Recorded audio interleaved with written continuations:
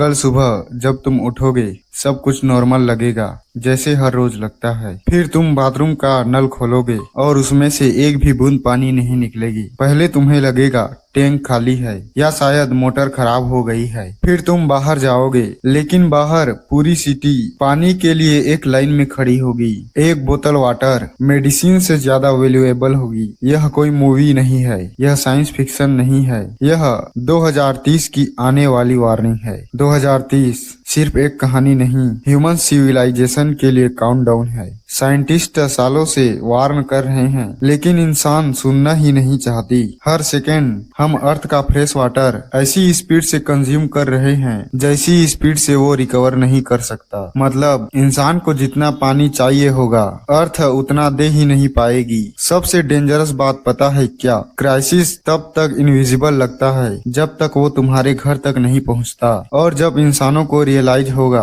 कि पानी लग्जरी बन चुका है, तब शायद बहुत देर हो चुकी होगी। लेकिन सबसे बड़ा क्वेश्चन ये है कि इतना सारा पानी आखिर डिसअपियर कहाँ हो रहे हैं। स्पेस से देखो तो अर्थ परफेक्ट लगती है, ब्लू प्लेनेट, वाटर से भरी हुई दुनिया। लेकिन रियलिटी ह्यूमन ब्रेन को शॉक कर सकती है। अर्थ के टोटल वाटर का 97% साल्ट वाटर है, जो डायरेक्टली पीने लायक नहीं है। और जो सिर्फ 3% फ्रेश वाटर बचता है, उसमें से भी ज्यादातर ग्लेशियर्स, आइस कैप्स और अंडरग्राउंड लॉक्ड है। इंसान असल में सिर्फ एक टाइनी फ्रैक्शन पर सरवाइव कर रही है। लेकिन स्टोरी यहाँ और टेरिफाइंग हो जाती है, क्योंकि हम सिर्फ रिवर्स का पानी यूज नहीं कर रहे हैं, हम अर्थ के अंदर हजारों साल पुराना हिडन वाटर यूज कर रहे हैं। इसे ग्राउंड वाटर कहते हैं, एक इनविजिबल रिजर्व जो सेंचुरीज में स्लोली फिल होता है, लेकिन इंसान उसे कुछ डिकेड्स में ही खाली कर रही है। सबसे dangerous part ground water crisis है, जो विजिबल नहीं है। तुम्हें कोई एक्सप्लोजन नहीं दिखेगा, कोई स्टेरॉइड्स नहीं दिखेगा, बस हर साल वाटर टेबल थोड़ी और नीचे चली जाएगी। भारत ऑलरेडी दुनिया के सबसे बड़े ग्राउंड वाटर यूजर्स में से एक है। हर दिन लाखों पंप्स अर्थ के अंदर से पानी खींच रहे हैं। लेकिन प्रॉब्लम यह है, जितनी स्पीड से हम पानी निकाल रहे हैं, नेचर उतनी स्पीड से रिफिल नहीं कर पा रही। सोचो, एक ग्लास जो सेकंड में खाली हो रहा है, लेकिन रिफिल होने में 100 साल लगते हैं। इंसान अब एग्जैक्टली वही कर रही है। और सबसे शॉकिंग बात, हम क्राइसिस को एक्सेलरेट भी खुद कर रहे हैं। Daily habits, luxury consumptions, industrial system सब मिलकर फ्यूचर का पानी आज खत्म कर रहे हैं। लेकिन ग्राउंड वाटर सिर्फ बिगिनिंग है, क्योंकि इंसान सिर्फ पानी यूज नहीं कर रही है, वो क्लाइमेट को भी चेंज कर रही है। और जब क्लाइमेट चेंज होता है तो सिर्फ टेम्परेचर नहीं बढ़ता, बल्कि पूरा वाटर साइकिल टूटने लगता है। हजारों सालों तक अर्थ का वाटर साइकिल परफेक्ट बैलेंस में काम करता रहा। समुंदर से पानी एवेपोरेट होता, फिर क्लाउड्स बनते और बारिश होती, जिससे नदियां वापस भरती और लाइफ कंटिन्यू करती। लेकिन फिर ह्यूमन सिविलाइजेशन इंडस्ट्रियल बनी। फैक्ट्रीज, फॉसिल फ्यूल्स, डिफोरेस्टेशन और पोल्यूशन ने एटमॉस्फेयर को स्लोली चेंज करना शुरू कर दिया। अर्थ नॉर्मली हीट को स्पेस में रिलीज करती है, लेकिन ग्रीन हाउस गैसेस हमारे प्लेनेट के अराउंड एक इनविजिबल ब्लैंकेट क्रिएट कर रही है, जो हीट को अंदर ट्रैप कर लेता है। और जैसे जैसे अर्थ गर्म होती है, वाटर साइकिल अनस्टेबल होता गया। कहीं महीनों तक बारिश नहीं होती, और कहीं एक ही दिन में इतनी बारिश होती है कि पूरी सिटीज में बाढ़ आ जाती है। नेचर अब प्रिडिक्टेबल नहीं रहा। वार्म एयर ज्यादा मॉइस्चर होल्ड करती है, इसीलिए स्टॉर्म्स और डेंजरस हो रहे हैं। लेकिन जब बारिश आती भी है, तो वो स्लोली ऑब्जर्व होने के बजाय फ्लैश फ्लूड में कन्वर्ट हो जाती हैं। लेकिन सबसे डेंजरस चेंज माउंटेन्स में हो रहे हैं, जो थाउजेंड्स ऑफ ईयर्स से फ्रेश वाटर स्टोर कर रहे थे, अब रैपिडली मेल्ट हो रहे हैं। इनिशियली एक्स्ट्रा मेल्टिंग की वजह से रिवर्स में पानी ज्यादा दिखेगा,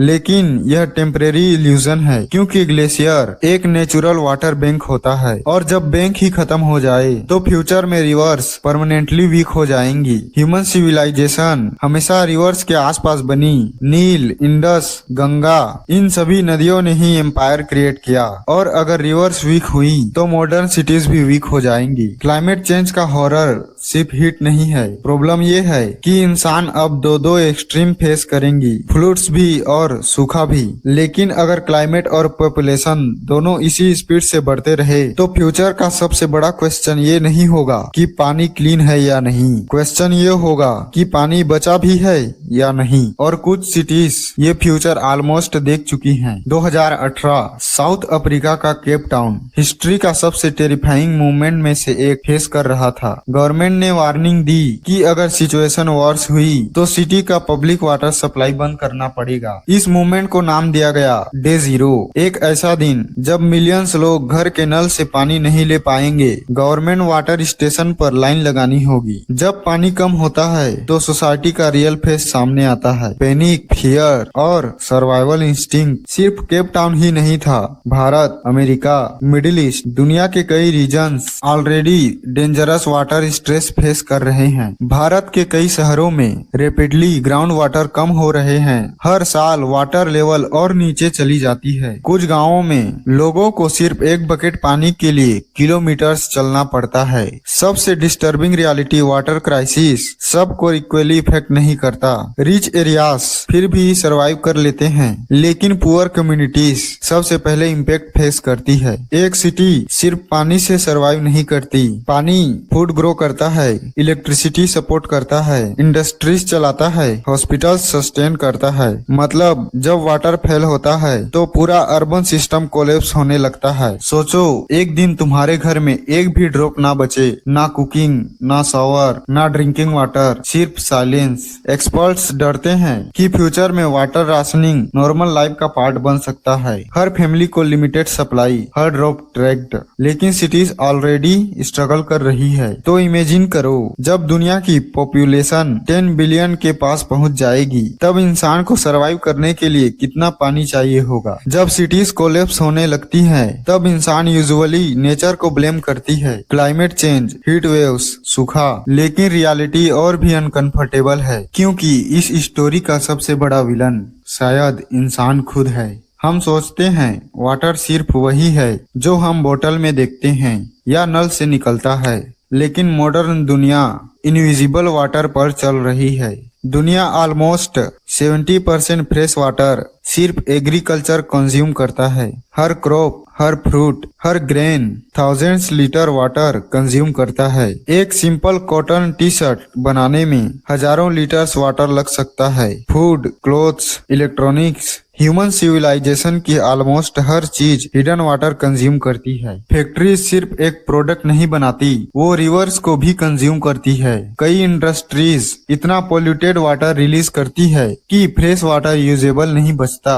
इंसान सर्वाइवल के लिए नहीं, कंफर्ट के लिए भी अनइमेजिनेबल वाटर यूज कर रही है। डिजर्ट के बीच green lawns, luxury fountains, private pools, सब फ्यूचर के वाटर रिजर्व को कंज्यूम कर रहे हैं। साल 1900 में अर्थ पर सिर्फ 1.6 बिलियन इंसान थे। आज 8 बिलियन से ज्यादा, और हर इंसान को फूड, एनर्जी, वाटर सब चाहिए। प्रॉब्लम सिर्फ पॉपुलेशन नहीं, प्रॉब्लम सिस्टम है। जितनी ज्यादा इंसान ग्रो करती है, उतना ज्यादा प्रेशर अर्थ के फ्रेश वाटर सिस्टम पर पड़ता है, और नेचर अब ओवरलोड फील कर रही है। सबसे डिस्टर्बिंग बात, वाटर क्राइसिस सिर्फ गवर्नमेंट या कॉरपोरेशंस की वजह से नहीं, डेली हैबिट्स, स्मॉल वेस्ट और ह्यूमन इग्नोरेंस भी इस डिजास्टर का पार्ट है। एक्सपर्ट्स वार्न करते हैं कि फ्यूचर में वाटर न्यू ऑयल बन सकता है, एक रिसोर्स जिसकी कंट्रोल के लिए कंट्रीज, कंपनीज और बिलियनियर्स फाइट करेंगे। लेकिन जब रिसोर्सेस कम होने लगते हैं तो हिस्ट्री का एक डेंजर पैटर्न रिपीट करती है, कंपटीशन, कॉन्फ्लिक्ट और वार। और एक्सपर्ट्स फियर करते हैं कि फ्यूचर की सबसे टेरिफाइंग वार ऑयल के लिए नहीं, वाटर के लिए हो सकती है।